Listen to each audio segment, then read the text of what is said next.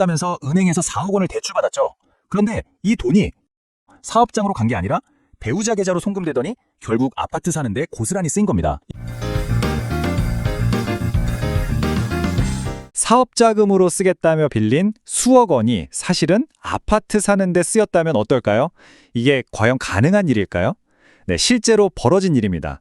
오늘은 금융당국이 어떻게 이 돈의 흐름을 추적했는지, 그리고 다시는 이런 일이 벌어지지 않도록 어떤 강력한 대책을 내놓았는지 한번 자세히 들여다보겠습니다. 실제로 적발된 사례를 보면 정말 기가 막힙니다. 여기 개인 사업자 A씨가 있어요. 사업이 어렵다면서 은행에서 4억 원을 대출받았죠.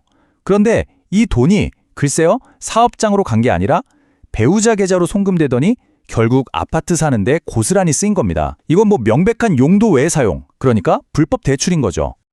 자, 그럼 이런 생각이 들죠. 이 A씨라는 사람이 그냥 유독 대담했던 걸까요?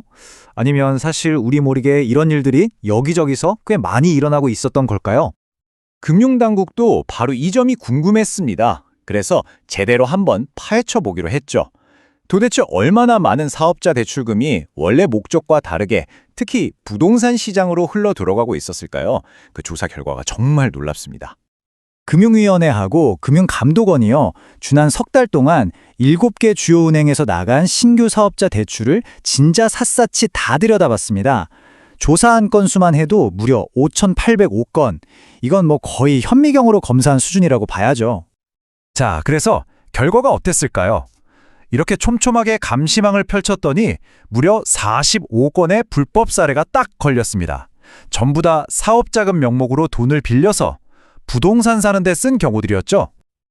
근데 더 충격적인 건 바로 금액입니다. 이 45건을 통해 부동산 시장으로 흘러들어간 돈이 자그마치 1,019억 3천만 원에 달합니다. 와, 이 돈이면 진짜 중소기업 몇 개는 살릴 수 있는 돈인데 이게 전부 부동산 투기 자금으로 쓰였다는 거잖아요? 그럼 이렇게 딱 걸린 사람들 어떻게 됐을까요? 당연히 그냥 넘어갈 리가 없죠. 아주 강력한 조치가 바로 뒤따랐습니다. 첫 번째는요, 뭐 예외 없습니다. 대출금 전액 회수. 빌려간 돈 하나도 빠짐없이 다 토해내야 하는 겁니다. 벌써 38억 원 넘게 회수했고 나머지 81억 원도 올해 말까지 전부 다 돌려받을 계획이라고 합니다. 근데 여러분, 그냥 돈만 갚으면 끝나는 문제였을까요? 에이, 설마요. 진짜 페널티는 지금부터 시작입니다. 바로 신규 대출 제한 조치가 들어갑니다.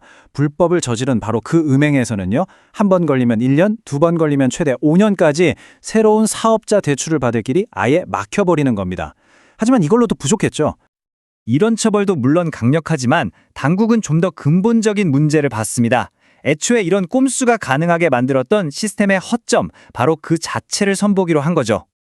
이번 대책의 핵심, 가장 큰 변화가 바로 이겁니다. 보세요. 예전에는 A은행에서 사고를 쳐도 그냥 B은행 가서 저 대출 받으러 왔는데요 하면 그만이었습니다.